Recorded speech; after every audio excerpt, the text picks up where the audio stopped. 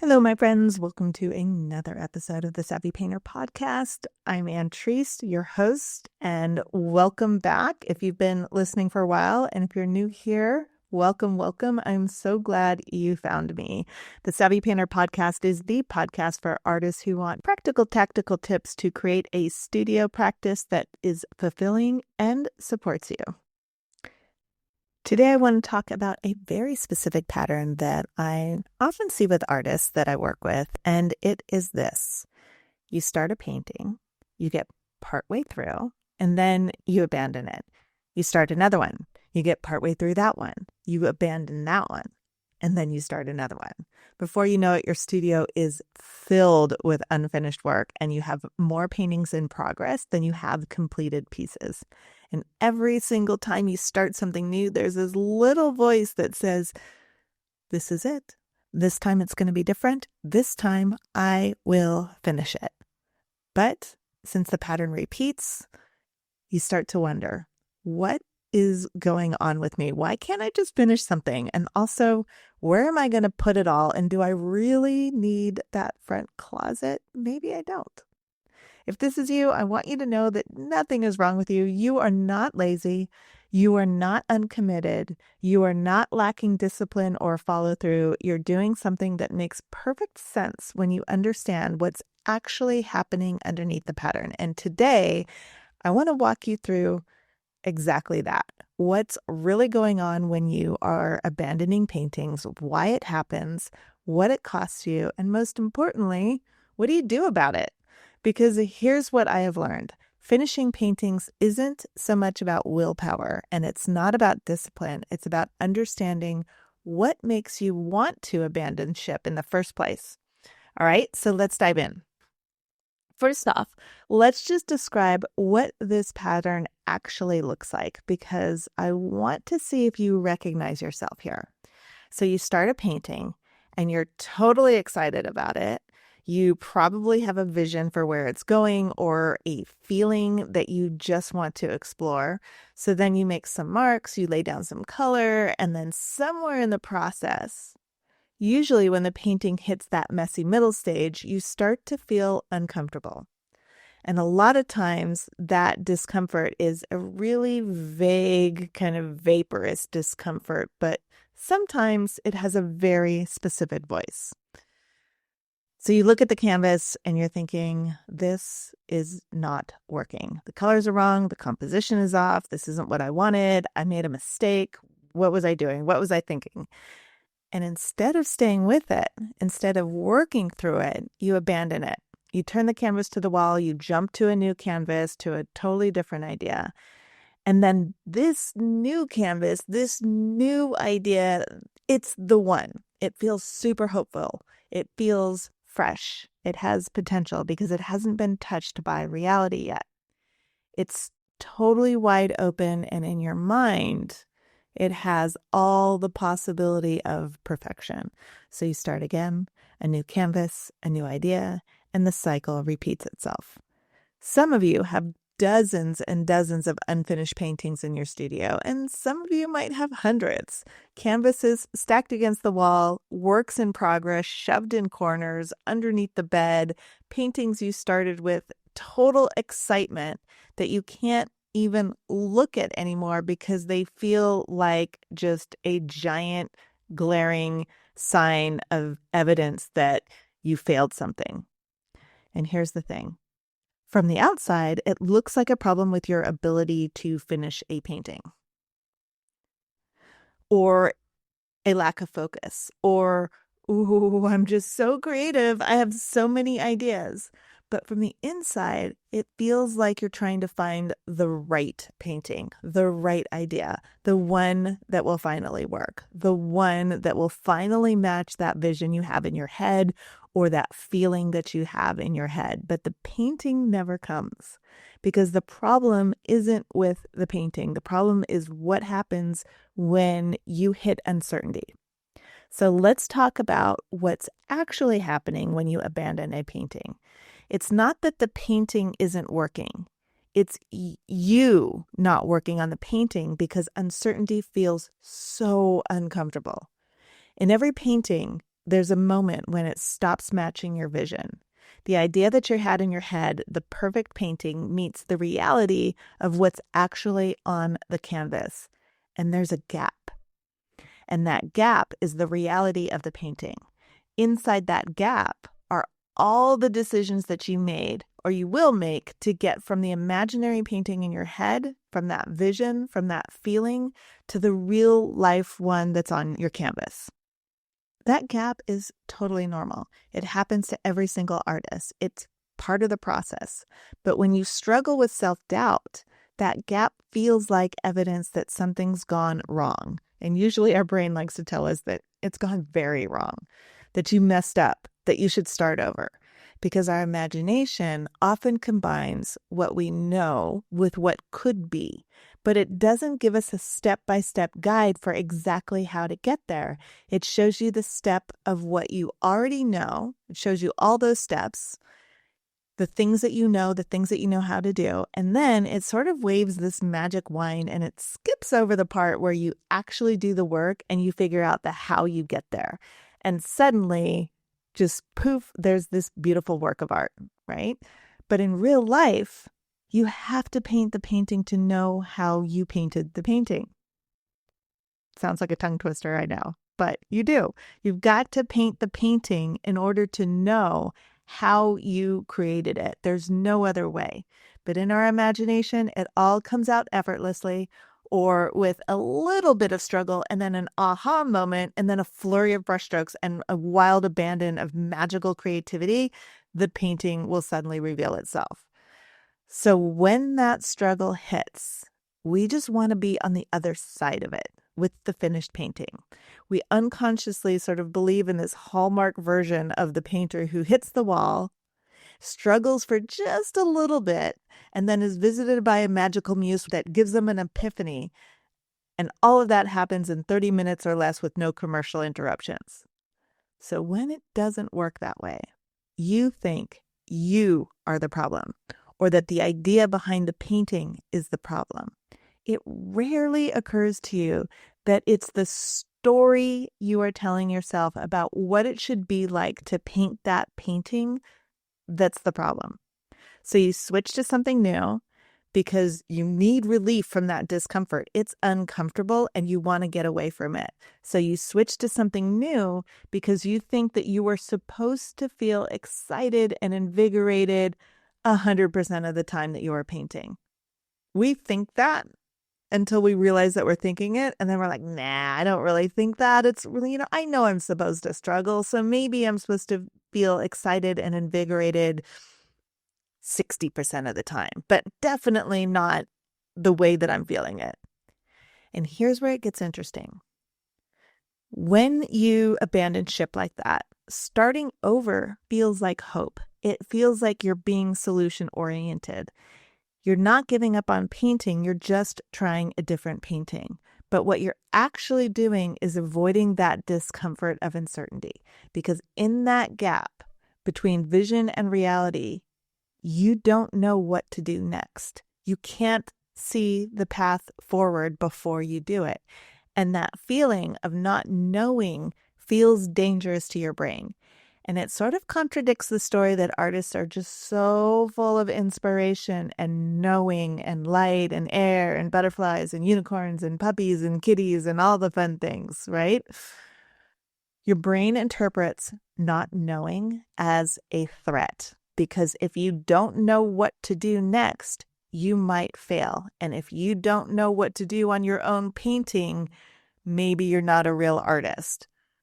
You might waste materials. You might make something bad. You might prove to yourself that you're not good enough because this experience is not what you signed up for. Or if you did, it's lasting way longer than you anticipated it would. So your brain offers you this escape. It's like, hey, I know just the thing. Just start a new painting. Just try again with a new painting. It'll be so much easier this time. And you believe it because starting a new painting does feel easier for a while until you get to that spot where there's a gap. But here's what actually happens. Every time you abandon a painting, you're teaching yourself that discomfort means stop. You're reinforcing the pattern that when you hit uncertainty, the solution is to start over. The solution is to do what I call a mini quit. You're not going to quit painting, but you're going to quit on that thing that you're working on. And what you're doing when you do that is you're training yourself to quit. And the more you do it, the shorter your tolerance becomes. Eventually, you're abandoning paintings after just a few brush strokes because the discomfort of not knowing starts to hit faster. And that desire for that sort of dopamine hit of starting fresh and all the hope that that gives you feels really, really strong.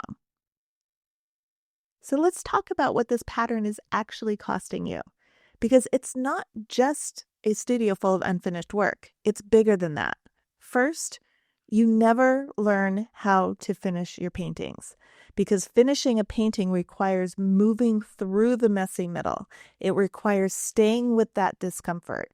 It requires making decisions even when you don't feel 100% sure, even when you don't know exactly what the outcome is going to be. And if you abandon every time that moment arrives, you never build that muscle.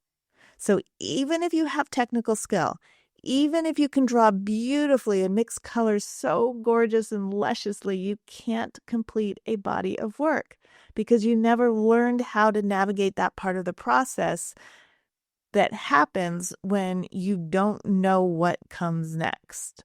Or if you do complete a body of work, it is extremely painful and slow. Second, you rob yourself of the lessons that only finishing your paintings teaches you. Because here's the thing, you learn completely different things from finishing a painting than you do from starting one. It's not that starting one isn't valuable, but finishing one is a completely different skill.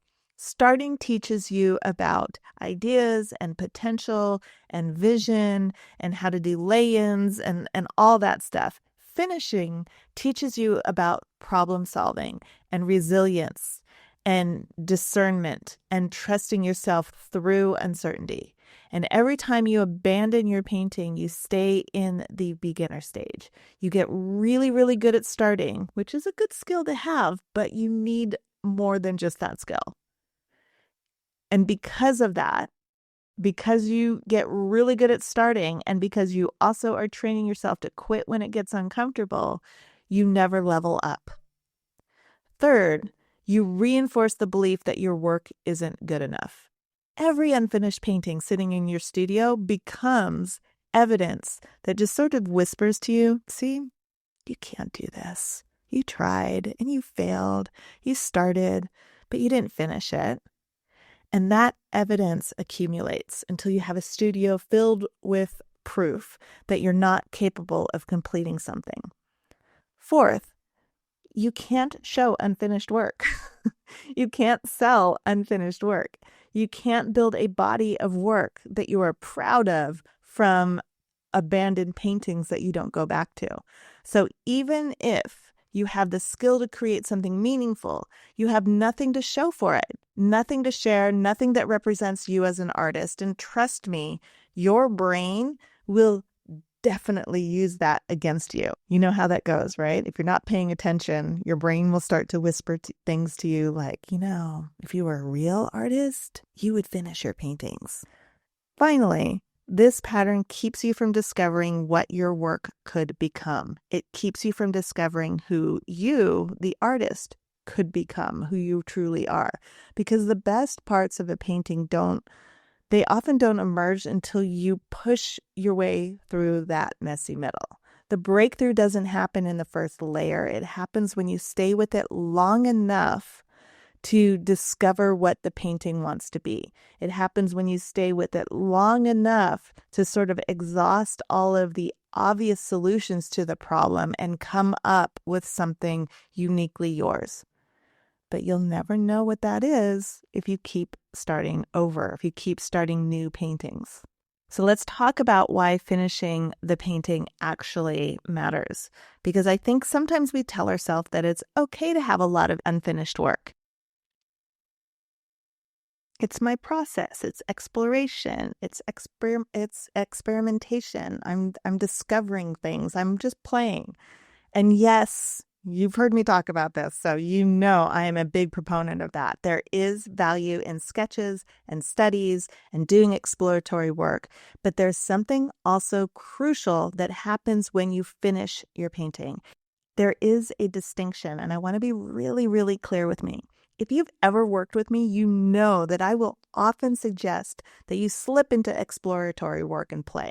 But exploratory work and play have a very specific purpose that moves your work forward.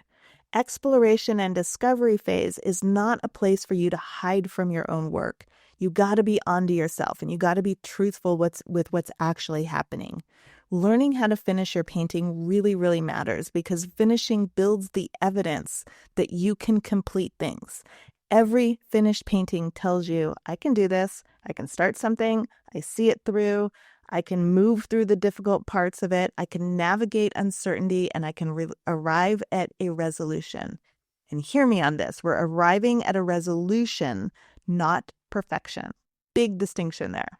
Having that evidence of finished paintings, consistently finishing your paintings, changes how you approach new work. You stop being so afraid of the messy middle because you know that you will get through it because you've done it before.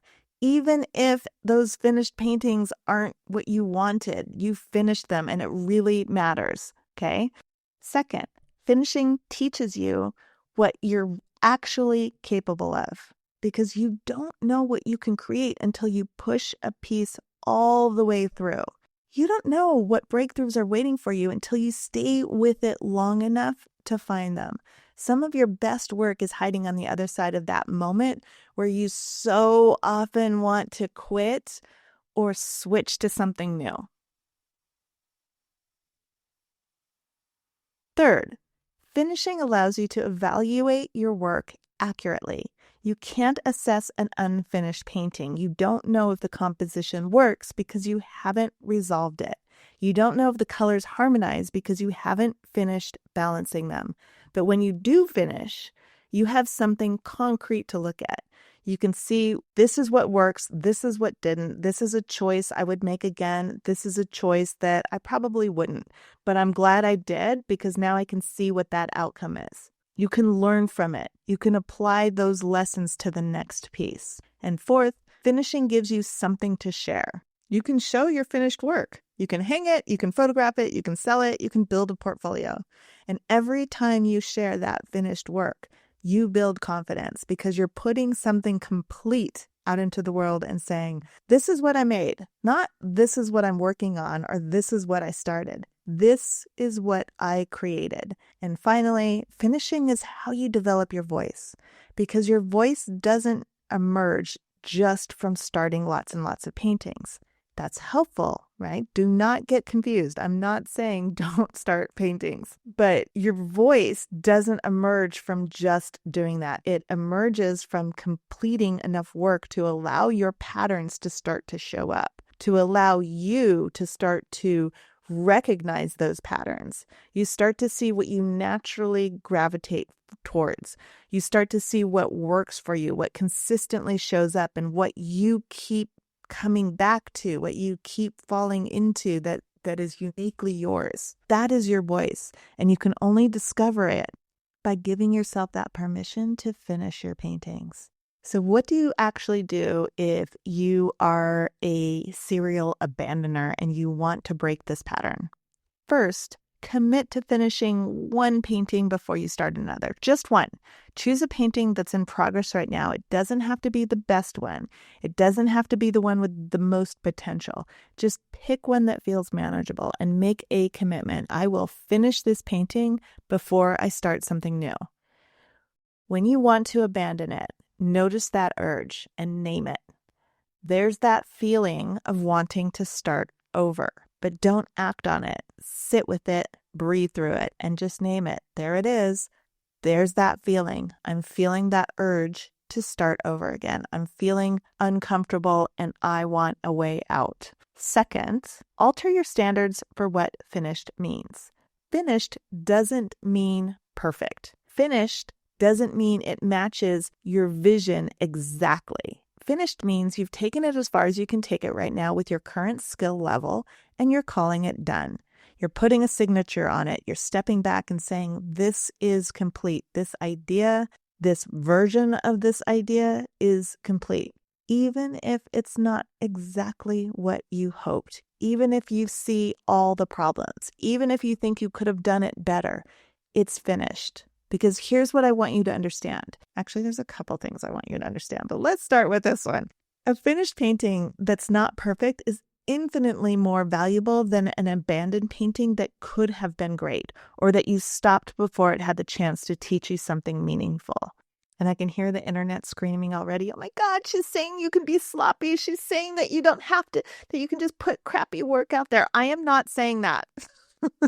Let me be clear here, okay? You are creating to the best of your ability in that moment. And when you finish a painting and you see things, you notice, oh, I could have done this better, or, oh, you know what? This is a little bit off. What that means is that you learned something while you did the painting. That's the entire point of it.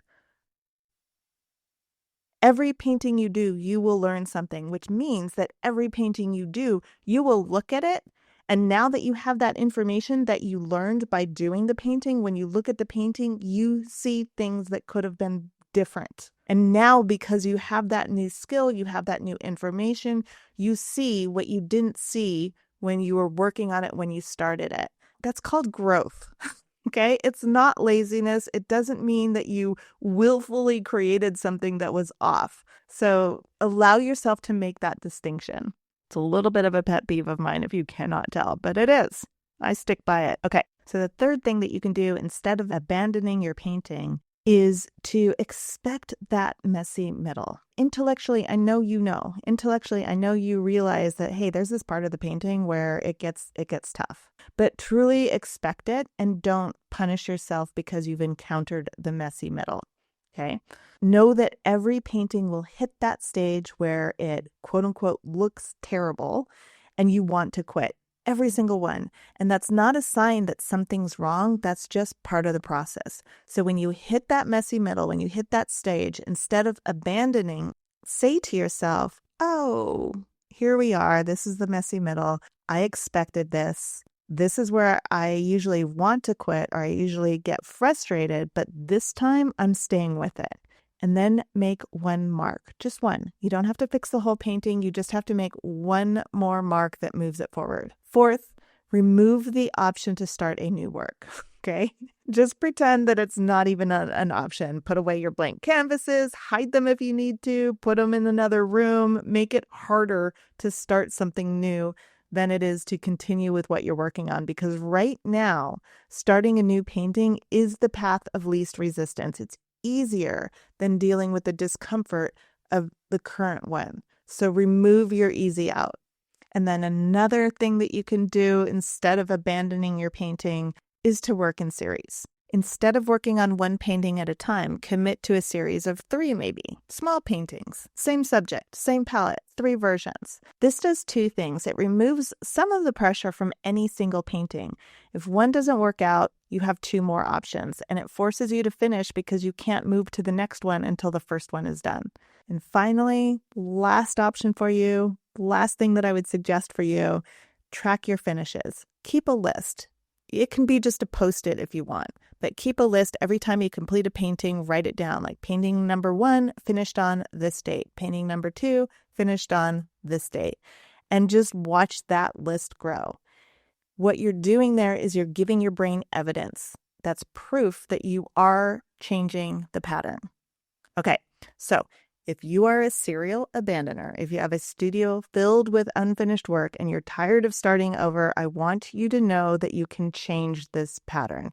It's not about willpower. It's not about discipline. It's about understanding what makes you want to abandon it in the first place and then building new skills to navigate that moment differently.